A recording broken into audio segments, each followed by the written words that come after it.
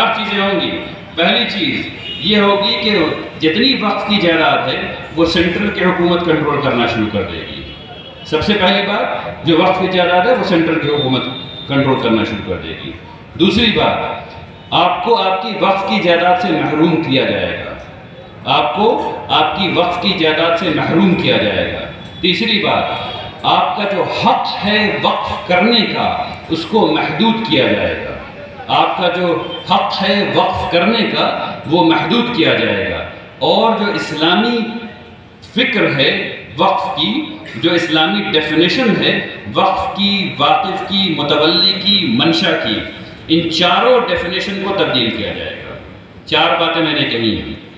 پہلا کنٹرول، دوسری بات کیا کہی؟ محروم۔ تیسری بات کیا کہی؟ محدود۔ چوتھی بات کیا کہی؟ اسلامی تعریفات۔ کنٹرول، اس کے بعد کیا کہا؟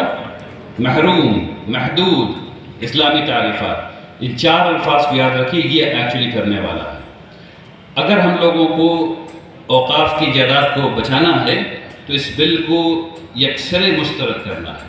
اگر نہیں کریں گے تو جائیداد نہیں بچ سکے گی۔ ایسے پروویژنز ہیں۔ دو چیزوں کے بارے میں آپ لوگوں کو بتاتا ہوں۔ ایک ہے وقف بائی یوز۔ وقف بائی یوز کے بارے میں یہ بات کہی جا رہی ہے کہ مسلمان جو ہیں وہ جب اپنے گھر میں جب ان کی کوئی میت ہوتی ہے تو وہ سرکاری زمین پر مردوں کو اپنے دفن کر دیتے ہیں۔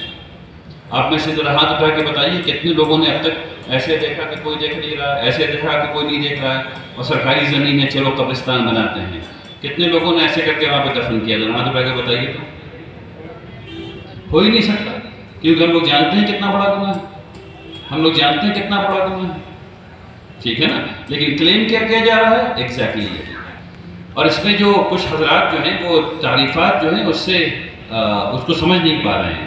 اصل میں ہوا یہ ہے کہ انگریزوں نے 1883 میں ایک سروے کروایا۔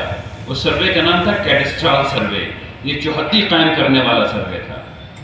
اس چوہدی قائم کرنے والے سروے میں انگریزوں نے، یہ سروے جو ہوا تھا اس کا خاص مقصد تھا، اس کا مقصد تھا خراج لینا، ٹیکس لینا ان زمین پہ جہاں کھیتی ہو رہی ہے۔ تو انہوں نے ویسی مصطلحات قائم کی۔ انہوں نے ایک جگہ زمین کے بارے میں کہا غیر مجروع عام۔ ہم لوگ سب لوگ جانتے ہیں غیر مجروع عام، یہ غیر مجروع عام نہیں ہے، غیر مزروعہ عام ہے۔ عربی کا لفظ ہے غیر مزروعہ، یہاں کھیتی نہیں ہو رہی ہے۔ اور کیسی زمین ہے یہ عام لوگ اس میں آ جا رہے ہیں۔ اب کون سی زمین ہو سکتی ہے؟ مندر، شمشان گھاٹ، مسجد، قبرستان، تمام چیزیں۔ کھیتی نہیں ہو رہی ہے، عام لوگ آ جا رہے ہیں، غیر مزروع عام۔ پھر انہوں نے کہا غیر مزروع خاص، غیر مزروع کھیتی نہیں ہو رہی ہے، خاص یہاں گھر بنا ہوا ہے، گھر پہ ٹیکس نہیں لگے گا، عام زمین پہ ٹیکس نہیں لگے گا، یعنی جس پہ لوگ پبلک استعمال کر رہی ہے اپنے کسی مقصد کے لیے۔ یہ اس زمانے کی مصطلحات ہے، یاد رکھیے۔ اس کے بعد انہوں نے کہا اچھا بھائی اب باقی زمین کون سی ہے جہاں کھیتی ہو رہی ہے اس کو نہ، کیونکہ وہاں سے ٹیکس جمع کرنا ہے۔ بیچ میں یہ ہو گیا کہ ہمارے وقف بورڈ کے آفیسرز اور حکومت کے کچھ لوگ یہ کہنے لگے کہ غیر مزروعہ عام جو ہے وہ سرکاری زمین ہے۔